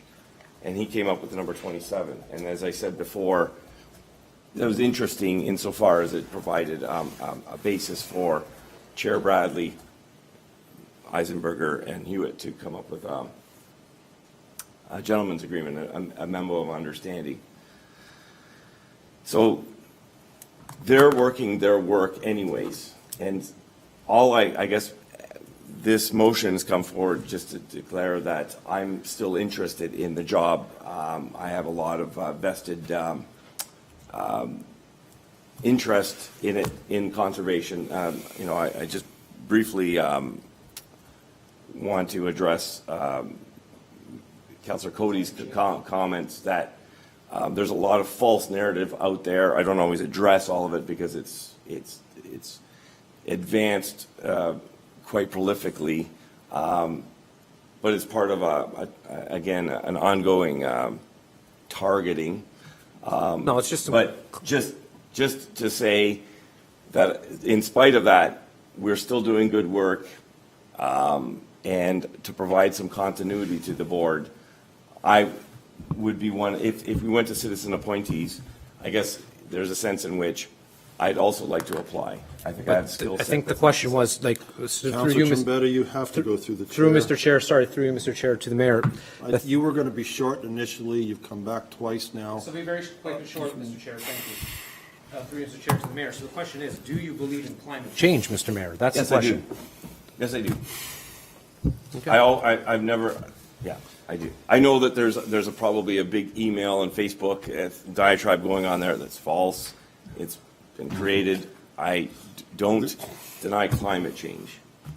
I'm sorry, my comment was in regard to Councillor things Cody. you said here, in council, recorded. Right. Yeah. Let's not get this out of control. We've got this thing in front of us. We've got to move in a seconder. People have had their chance. We're doing circles now and we're repeating ourselves, which we don't really want to get into because it really ends up with nothing at the end because you said it in the beginning. The end is the same as the beginning. So why waste any more time? Do we need to proceed, Council? Clerk, is there any comment with regards to this? Sorry. Through you, Chair Rayner. Based on the conversation about this item, I believe that a better option would be if you, rather than lose this, is to refer it back to the clerk for, if you want to go with a citizen appointee or look at that option, then send it back to me for advertising for citizen memberships.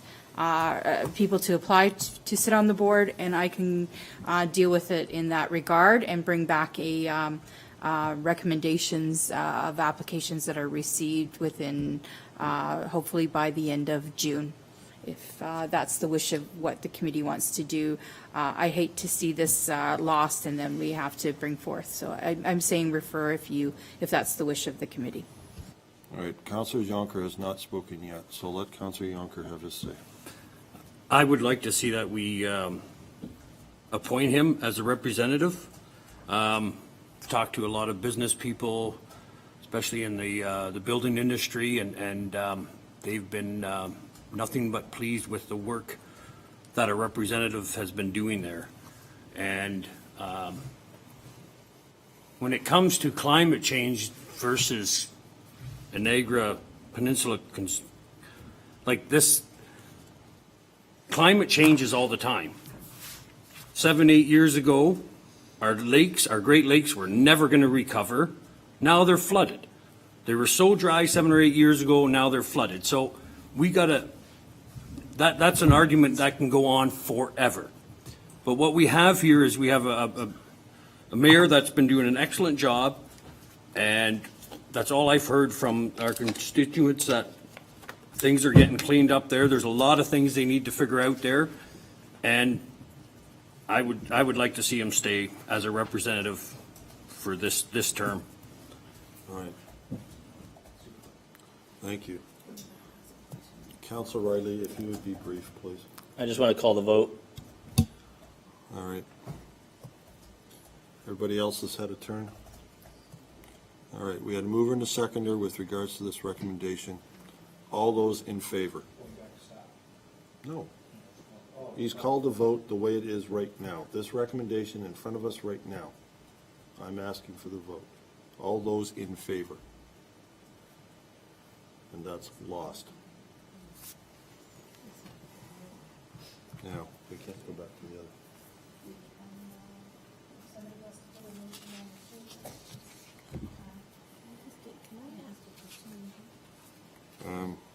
It's after the fact, though. Actually, this is following up just to help you figure out what you do next. And this might be to you, Mayor Bilsma, through you, Chair. This interim period, there's like a 3-month extension. Is there, through the discussion, is there a requirement to have a position from each municipality, even in the interim, for 3 months? Okay. So what was passed at the last regional council will be in place until that August meeting, which is why they're asking for any recommendations. And you know, again, there'll be a recommendation. And look, Councillor Bilsma, you have not been recognized by the chair. It was the CAO who asked the question. Yeah.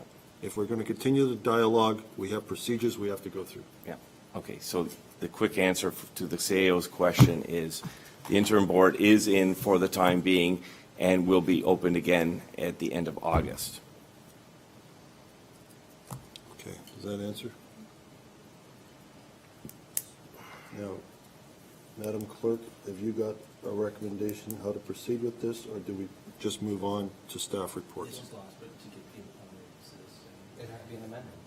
No, no motion. We could entertain a new resolution to be put on the table if you'd like someone to move and second it. Another idea of how to deal with this. The unfortunate matter is if you don't put somebody or do something with this item and we don't make a recommendation to the region by July 31st, then there could be no representation from the township of West Lincoln, who is one of the biggest municipalities with. Okay, so this was turned down. If we go the other end and we just drag this out, then there'll be no representation from the Township of West Lincoln. So the in-between choice is to do something in the interim. So, Councillor Riley, you have a suggestion. So I would suggest that we, I guess, staff here and be advised to, I don't know, how are we going to word this? That we have to somehow put that ad out there. Get the, so staff be directed to let the public know to start accepting applications. I don't even know how you do that. How do you wish to phrase that, Madam Clerk? When she's putting something together, give her a chance to see what she wants to do. Because the only other option is we lose everything, which I don't think anybody wants to go that far. for it privately. Air conditioning on, No. 75 degrees. It's like, I think it's just on the fan.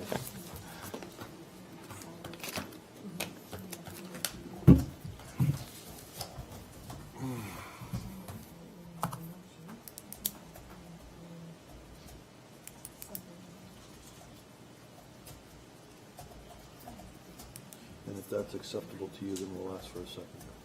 Is that all right? Yeah.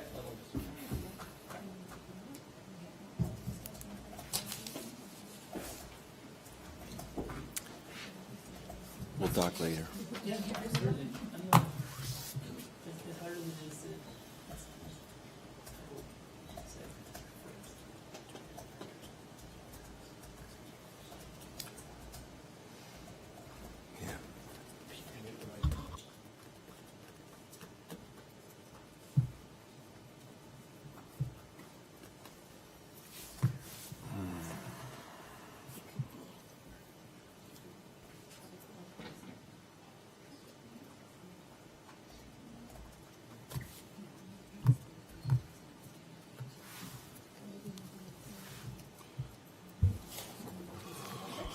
Okay. Almost okay. Help me, Ron. I'm guessing it's got it before July. So everybody, I think June 24th. I don't know what that is. Maybe give you till. Okay, perfect. I don't know if that's the right. Is that the right? Okay. Okay, we're right there, Mr. Chair. Yeah, that's right. All right.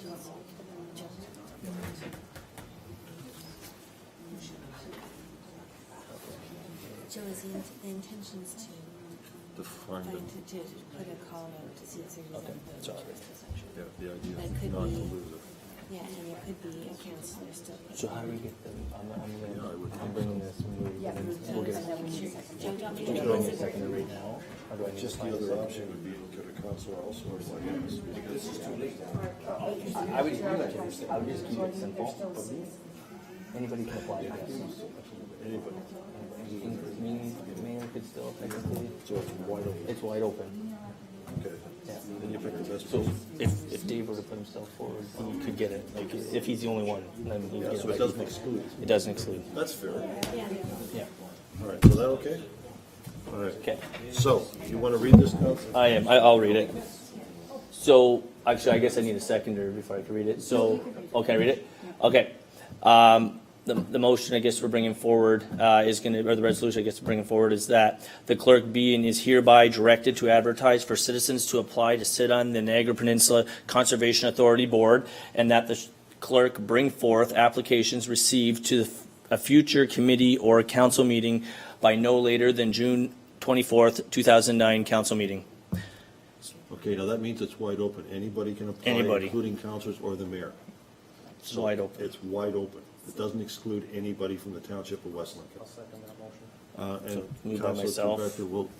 Trombetta will second that motion. Is there any further questions on that? Is that good? You want to allow us? Okay, all those in favor then? And that's unanimous. Thank you. Okay, that makes me feel better. All right, staff reports. A41-19, Treasurer, Director of Finance, Donna DePilipis, Re-Information Report, RFI-T-12-19, Initial Review of Bill 108. Recommendation that report RFI-T-12-19 regarding initial review of Bill 108 dated May the 21st, 2019, be received for information. A mover and a seconder for this, please. Councilor Trombetta, second by Councilor Riley. Any further questions regarding this? Seeing none, all those in favor? That is carried. Other business, members of committee, verbal updates from members of boards or committees, or any members of committee wish to discuss anything at this time? Mayor Bilsma. Just briefly, the Heritage Committee has met and you know, they're active. They're trying to come up with a continuation of the mural project, and they're looking at facilitating the West Lincoln Historical Society in their move from the basement of the train station to the community center. And so I just wanted to highlight the fact that, and you saw that in the minutes, we had a very productive meeting. The second thing that I wanted to add was that the Silverdale Hall had a very successful spring barbecue, well attended by many. It was noted by many that the councillors that were flipping burgers and attending were far less than just prior to an election, but we won't go there. It was attended by those who wanted to be there and participate in the community of Silverdale. I note that Councillor Ganand and Councillor Jonker were also enjoying burgers, and they, I guess I got fired as a cook, so they put me on the money. Okay. Any other? Councillor Jonker? Yeah, you stole my thunder there, but yeah, the Silverdale Hall is the community that works there to maintain that property, the community, the playground. They hats off to them, right? They did an excellent job. They do the barbecue every spring, and then the corn roast every fall. So we'll try to get that out to the community when the fall corn roast comes up as well. But it was an enjoyable time. I'm glad I came there from 6 till 7 to flip burgers, because it was pretty much done already. They ordered all the food and everything went. So it's well attended, and yeah, hats off to the committee for the job well done. Good, thank you. Anybody else? No? I looked that way, but your hands are a lot lower than the other. Sorry. Councillor Ganand, yes? Thank you. I would just like to point out that I attended last Tuesday morning an event at the Gale Center on behalf of the library. The vice chair of the board attended, and Christine Gone, also who's been involved with programs. And so it was a Literacy Link Niagara Leaders in Adult Learning Awards presentation, and our library system was recognized for the work that they have done. So hats off to Vanessa, who was not there, was on vacation, but certainly her name was mentioned as showing leadership in that area. And Christine, who did attend, was very involved with that program that was for both moms and for children. So good job there. And the other thing I want to say, just coming up, there have been a lot of things going on lately, but coming up on June the 7th is the Age Friendly Advisory Committee is hosting an event at our new community center. We have a keynote speaker coming from the Canadian Anti-Fraud Center to talk about fraud against seniors in particular, but essentially mass marketing fraud, and all the various scams that are going on. I mean, you've probably had lots on your cell phones and on your telephones and stuff as well.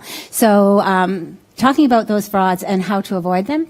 And then we have about 36 various community groups represented at storefronts in the other part of the morning. So the event runs from 10 until 12:30.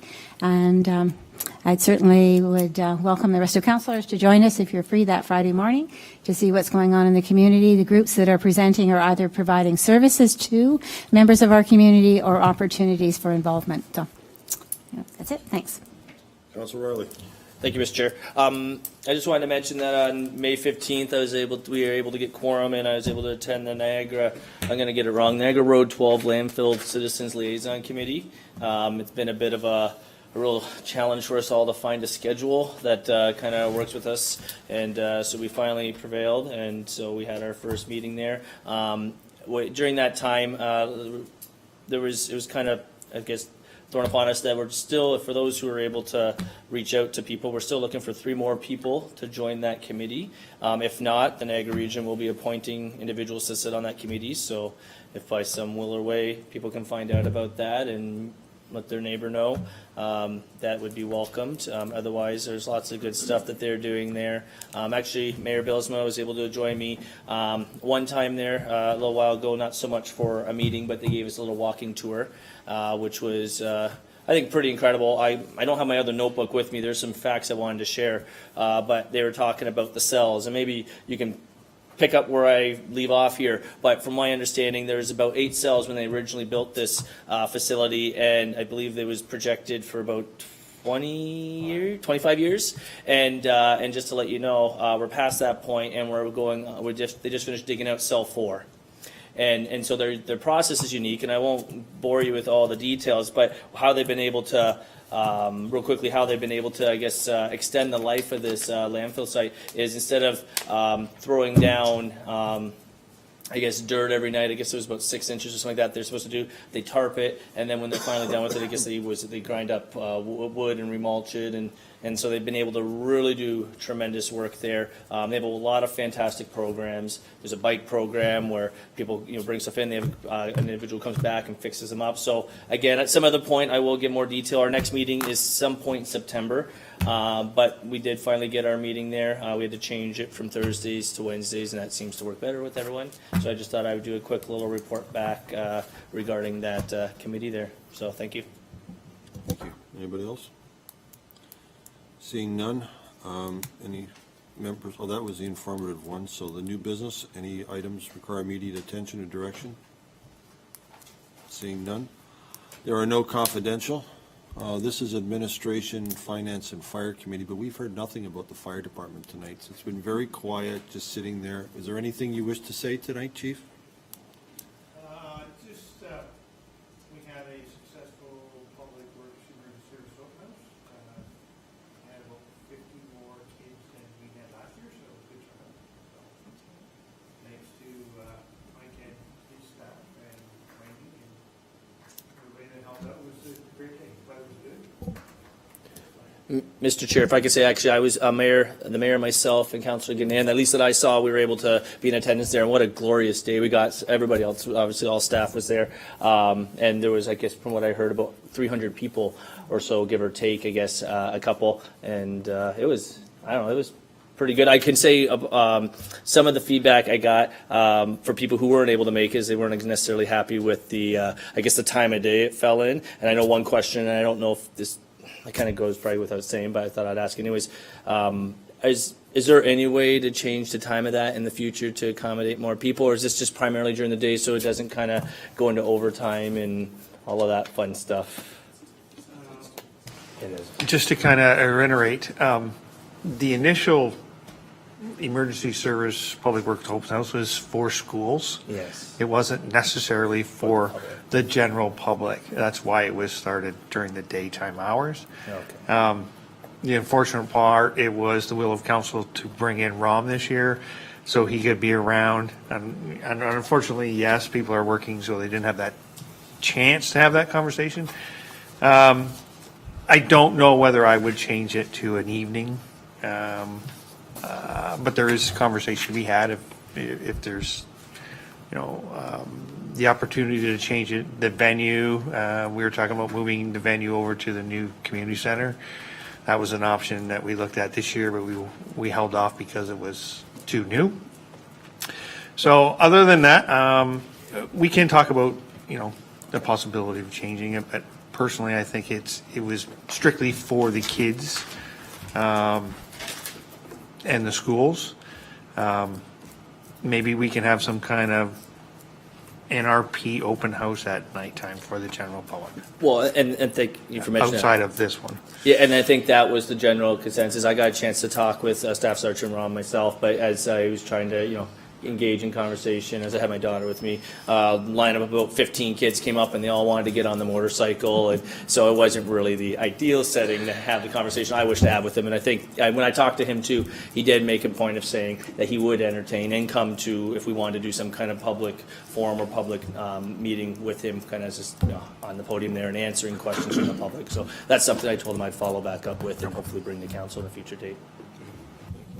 Thank you, Chief. Just further to that, if I could, through you, I think that with kids, of course, come adults, and the adults that